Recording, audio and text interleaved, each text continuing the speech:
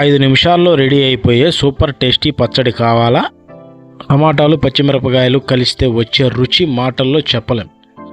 ఈ కాంబినేషన్ని మిస్ అవ్వకండి. ఈ పచ్చడిని వేడి వేడి అన్నంలో కలుపుకొని తింటే ప్లేట్ క్లీన్ అయ్యే వరకు మీరు ఆపరు. ఇలా ఈజీగా ఎలా చేయాలో తెలుసుకోవాలి అనుకుంటే వీడియో పూర్తిగా చూడండి. నమస్కారం.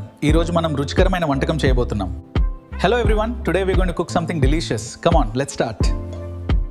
ఇంకా వీడియో స్టార్ట్ చేద్దామండి. మనకి ఈ టమాటా పచ్చిమిరపకాయలు పచ్చడికి కావాల్సినవి ఒక పావు కేజీ టమాటాలు, అలాగే ఒక 200 గ్రాములు పచ్చిమిరపకాయలు, అలాగే దీనికి కావాల్సింది కొద్దిగా చింతపండు, జీలకర్ర, ఒక చిన్నుల్లిపాయ, మీడియం సైజు పెద్ద ఉల్లిపాయ, అలాగే కొద్దిగా నూనె.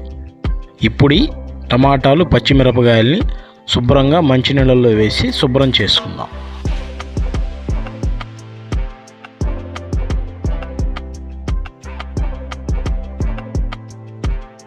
శుభ్రం చేసుకోవటం అయిపోయిందండి. ఇప్పుడు ఈ టమాటాలని పచ్చిమిరపకాయలని ఇలా మీకు చూపించే విధంగా చిన్న చిన్న ముక్కలుగా కట్ చేసుకుందాం.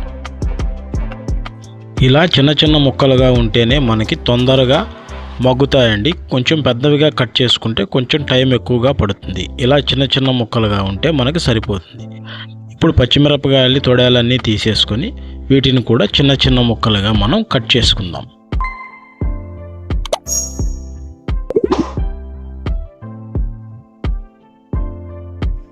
ఇవి కూడా ఇలా ఉంటే సరిపోతాయండి.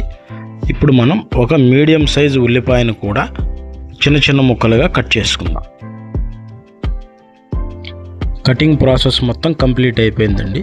ఇప్పుడు మనం స్టవ్ వెలిగించుకొని ఒక గిన్నెని పెట్టుకుందాం.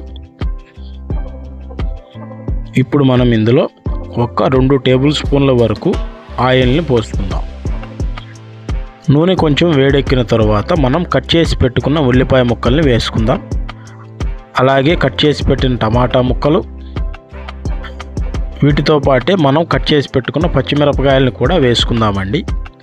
ఇప్పుడు ఇందులో చిన్న సైజు నిమ్మకాయంత చింతపండును కూడా వేసుకుందాం. అలాగే 1 టేబుల్ స్పూన్ వరకు జీలకర్రను కూడా వేద్దాం. ఇప్పుడు ఈ మిశ్రమం మొత్తాన్ని బాగా కలిసే విధంగా ఒకసారి బాగా కలుపుకుందాం. ఇందులో మనం నీళ్ళు ఏమీ వేయమండి. మనం వేసిన ఈ 2 టేబుల్ స్పూన్ల ఆయిల్ తోటే మనకి ఇవి మొత్తం బాగా మగ్గుతాయి. ఒక 10 నిమిషాల పాటు దీనిని మనం హై ఫ్లేమ్లో మూత పెట్టుకొని మగ్గించుకుంటే సరిపోతుంది. 10 నిమిషాలు కంప్లీట్ అయిపోయిందండి. ఇప్పుడు మూత తీసి ఒక్కసారి చూసుకుందాం. ఇప్పుడు ఈ మిశ్రమాన్ని మరొక్కసారి బాగా కలిసే విధంగా మనం కలుపుకుందాం.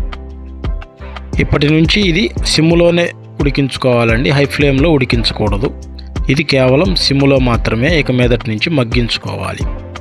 5 నిమిషాలకు ఒకసారి బాగా మనం కలుపుకుంటూ ఉంటే మనకి ఇవి ఒక 20 నుంచి 25 నిమిషాల లోపు బాగా మగ్గుతాయి.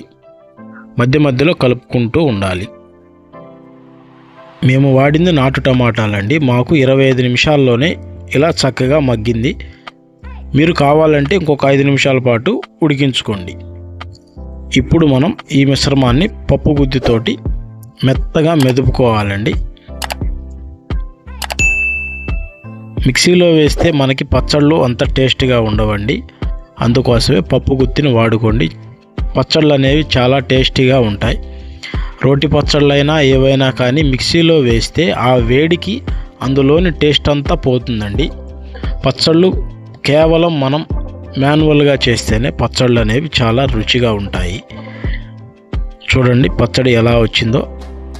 ఇప్పుడు ఇందులో ఒక 2 చిన్నుల్లిపాయ రెబ్బల్ని కూడా వేసి మనం వీటిని కచ్చా పచ్చాగా మెదిగట్టుగా ఒక్కసారి పైన వీటిని నూరుకుంటే మనకి నోరూరించే టమాటా పచ్చిమిరపకాయల పచ్చడి ready అయిపోయినట్లే.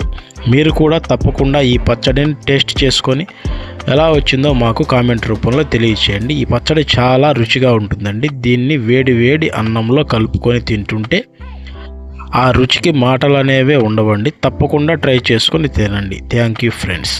Thank you for watching. Subscribe for more videos. మా ఛానల్లో కుకింగ్తో పాటు కామెడీ కూడా ఉంటుంది. ఇంట్రెస్ట్ ఉంటే చెక్ చేయండి. నచ్చితే సపోర్ట్ చేయండి.